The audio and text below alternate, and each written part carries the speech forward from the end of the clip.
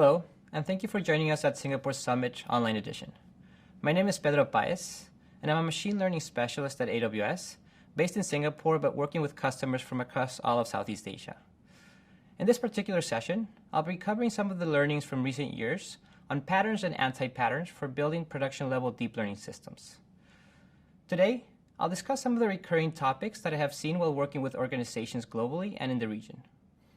I'll give an overview of where we're seeing production-level deep learning patterns going. And finally, I'll share how AWS is responding to these patterns to facilitate the process of building these types of applications. So why talk specifically about deep learning? First of all, deep learning is everywhere and has become part of the essential zeitgeist. It's driving applications that go from natural language processing to autonomous vehicles to computer vision technologies like object detection and the very notorious deepfakes that are very common now in the media.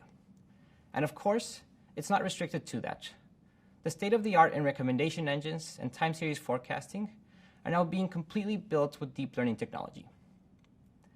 Deep learning also requires a focused look, as it's slightly different than traditional machine learning projects. So one of the biggest trends in the field at the moment is that organizations are shifting their attention more and more to the production aspects of deep learning. Many organizations are starting to move away from what was traditionally a purely research and innovation practice. So a common question that I get is, we have this really great team of smart people with great ideas, but we need to industrialize these features and show business value. So let me share a couple of learnings that have come out of this philosophical shift. Traditionally, there were a couple of dimensions that came to mind when it comes to deep learning. First, innovation, or does it look cool? Second, accuracy, or does it do the task? But I think there's an essential third one that I see organizations prioritizing now, and that's speed to market. The ability to put an initial MVP in production and evolve the product with time, or to kick off what we call the virtuous data flywheel, is consistently showing to be a valuable strategy. The second thing is that because there's so many moving parts in these projects, and it's such an experimental process, it's going to be accompanied by a lot of chaos. And what I see that the more mature organizations realize is that there has to be some type of structure in the development process that will allow for consistent delivery of applications and results. Finally, many customers are investing engineering efforts in creating abstraction or orchestration layers. These layers are meant to allow data scientists to have more agility in spinning up the right type of resources to build their end-to-end workflows. So let's talk a little bit about the general workflow of a deep learning project. Now ideally, this would be a circular graph, as the process itself is iterative. But for simplicity, we've made it linear. So usually the data process starts with data collection and preparation. Deep learning models require large volumes of quality annotated data, and obtaining that data is going to be one of the biggest, more labor-intensive obstacles in the whole process. Then, you need to set up the right type of environments to build your projects, which include IDEs for data analysis and for development. Traditionally, these are Jupyter notebooks for data scientists. Then, especially for deep learning, we'll need to provide a special type of computational resource to train and tune these models. That's where the famous GPUs come in. This will require multiple iterations of experiments to find the right solution. And finally, one of the stages where many projects get abandoned is when it comes to putting these models in production. Typically, deploying a model will mean different things for different people, whether it be deploying on the edge, doing batch inference at scale, or typically real-time endpoints that serve those models. So let's see how data scientists have traditionally tackled this process. When it comes to data collection, they're usually working isolated on local tools to manually label dumps of unstructured data. Secondly, they're usually working on their local laptop using some type of local servers to run their training jobs. Third, they typically work on environments with some version of Python plus open source libraries like scikit-learn, OpenCV, TensorFlow, and PyTorch. And finally, there's been this very clear distinction between a data engineer or an implementation engineer and a researcher or data scientist. So what are the problems that we see with that setup? This process of preparing and labeling data, for example, because it's so manual and isolated, doesn't scale very well. It's an issue to label and consolidate thousands to millions of data points, and that's exactly the orders of magnitudes that we see in deep learning projects. Second, due to computational requirements of deep learning algorithms, These local setups eventually hit resource limits or require massive investments in resource management and infrastructure. In fact, as the discipline evolves, models have become more and more complex. Just take the latest with the likes of BERT, semantic segmentation, and GANs. When it comes to development environments, we've seen that often you'll need to move your code to different computational clusters, collaborate with colleagues, or hand over your models to other engineers. If the deployment environment differs slightly from your development environment, then the application will probably fail to run. This is something that software developers are well aware of. So, strictly local setups do not allow for the portability necessary for modern development practices. And finally, this distance between the data engineer and data scientist, or integration engineers and data scientists, has been one of the main factors contributing to the difficult path from concept to product. And one of the big insights that really come out of this is that even though the development of the machine learning or the deep learning model is going to be very important, it will be the spark or the brains of an application, it will also be only a small part of the overall project. There are components like the data pipelines, the resource management and orchestration, the analysis or auditing of the process, and of course, everything that goes into serving and monitoring the final application. And what we've seen lately from the more mature organizations is that they have really focused on this concept of ML operations. What we've seen is that the consensus around ML ops has been that it's kind of converging towards the traditional software development operations paradigm. And so what we see is that ML ops is really being discussed as kind of modern DevOps with sprinkles of data logic. It's also quite interesting that the DevOps cycle maps nicely to the crisp DM industry paradigm of data science project cycles. If you're interested in a further discussion on this topic, my colleague Paez will do just that in his session. So where do we see the focus of production deep learning going in the future? And this is informed both by my discussion with different organizations, as well as by recent announcements in the domain. So, the first thing in solving that data problem. Remember, deep learning requires lots of quality data. And there are two ways this is being tackled. The first is that there's focus on creating models that are less data hungry.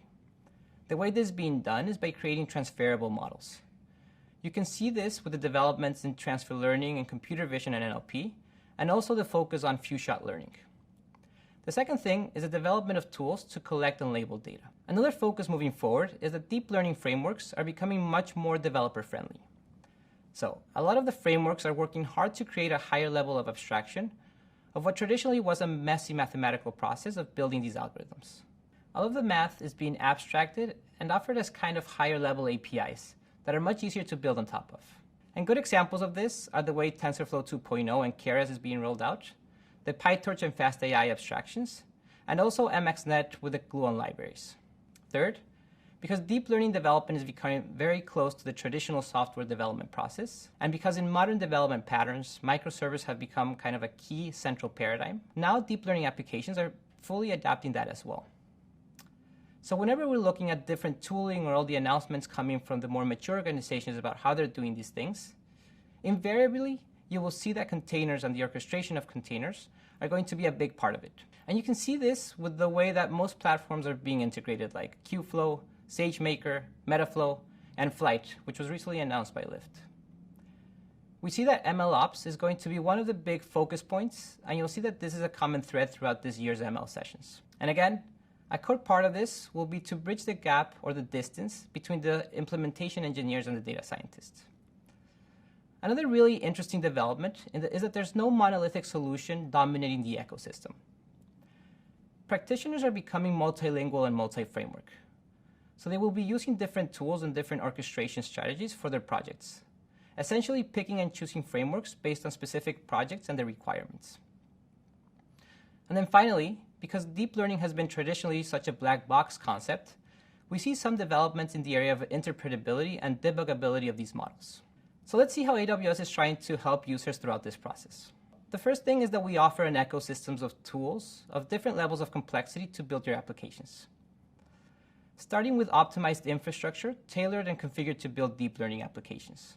For example, our deep learning AMIs can be used out of the box to leverage GPU compute instances that have been configured with the latest TensorFlow, PyTorch, and MXNet versions.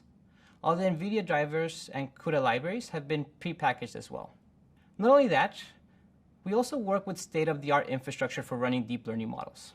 For example, our C5 instances have been fully optimized to quickly and easily build and deploy machine learning models. Our fully managed machine learning platform, Amazon SageMaker, is pre-configured with the latest Intel-optimized versions of TensorFlow and Apache MXNet for maximum performance on C5 instances running on Intel Xeon Platinum processors. SageMaker offers multiple features to solve the various obstacles in the development process of ML models. An interesting addition is Amazon SageMaker RL, which includes built-in, fully managed reinforcement learning algorithms. SageMaker supports reinforcement learning in multiple frameworks, including TensorFlow and MXNet, as well as custom-developed frameworks designed from the ground up for reinforcement learning, such as Intel RL Coach and Ray RL Lib. And finally, we have our AI services. These are out-of-the-box API solutions that developers can leverage to add deep learning logic in their applications without the data science expertise. As you can see, we have a lot of customers currently using our technology to build their machine learning projects. We're also aware, as we mentioned before, that deep learning developers are multilingual and multi-framework. So at AWS, we support all the popular deep learning frameworks natively. We also work with the different open source orchestration tools in the market like Kubernetes. Now, there are different ways to start building your applications on AWS. Let me share with you the three main paradigms, going from left to right, from more complex to less complex. First, if you want to fully own the pipeline and orchestration of your projects, you can leverage our deep learning AMIs. These are EC2 instances that have already been configured with the necessary tooling and frameworks. This is essentially ready-to-use infrastructure. If you want a slightly managed experience for the orchestration of your compute clusters, we have both managed Kubernetes service, as well as a fully native, fully managed container service, or Amazon ECS. These can leverage our pre-built Docker images called deep learning containers, which are tailored for deep learning development. And finally, SageMaker, which is a platform that abstracts a lot of the orchestration process for you and offers a fully managed experience with many additional features. So as we mentioned before, we saw the end-to-end workflow of these types of projects. Now, SageMaker is a great tool to ease the journey through a lot of these stages, going from data collection with tools like Ground Truth for managing massive data labeling projects, to having cloud-hosted collaborative IDEs and environments for building your projects and analyzing your data, to one-click APIs for spinning up computational clusters for training your models with GPUs. This includes managing your experiments and also doing automatic hyperparameter tuning. And then finally, to deployment options, like deploying REST API endpoints, scalable batch inference, to finally deploying on the edge. We also have state-of-the-art infrastructure like Amazon C5 and Amazon M5 instances featuring Intel Xeon scalable processors that are ideal CPUs for running ML inference. Additionally, with elastic inference, you can add GPU acceleration where needed and dramatically reduce your overall inference costs. There are also some really interesting new features like monitoring model decay in production. So let's go take a look at a couple of examples of running projects on these tools. Let's log into the AWS console. Now, the AWS console is a web UI where you have access to all the different AWS resources. For example, we can use the search tab to look for our managed Kubernetes service. Today, we'll be working with the deep learning AMIs and Amazon SageMaker. As we mentioned, the deep learning AMIs are just EC2 instances that have been pre-configured to work with different templates. We'll spin up an EC2 instance and we'll specify what type of infrastructure and the type of template that we want to use. So we can look through the deep learning catalog and we'll see we have lots of different options. For example, we have an Ubuntu Deep Learning AMI is already configured with MXNet 1.6, TensorFlow 2, and NVIDIA CUDA drivers. We have additional AMIs to choose from, but today we'll be using an Amazon Linux template with configured deep learning frameworks. In terms of infrastructure, we want to use GPU instances because we'll be running some heavy deep learning code. We use P3s, which are instances that use NVIDIA Tesla V100s as their GPU backbone. In this case, we'll be SSHing into our instance from the terminal later on. So it takes a little while to spin up. But right now what's happening is that Amazon is provisioning the infrastructure that we just requested. We'll be using the material from this repository to run our code. and we'll be running a BERT model, which is a state-of-the-art NLP architecture. We'll be using the MXNet framework, and particularly the Gluon library that has some really interesting implementations of BERTs and transformers. As you can see, we'll define a BERT classifier plus some additional code to get our data and train and evaluate our model. We'll be running this code both from the Deep Learning AMI as well as from SageMaker, so we can see the difference between the two approaches. So let's try to SSH into our own instance. We can see now the instance is running. What I'm going to do is just give the necessary credentials. Once I've given the credentials, we'll have access to our remote instance. Here, we have the public DNS for the instance that we're going to be using to access. Apparently, it's not ready yet, so let's try this again.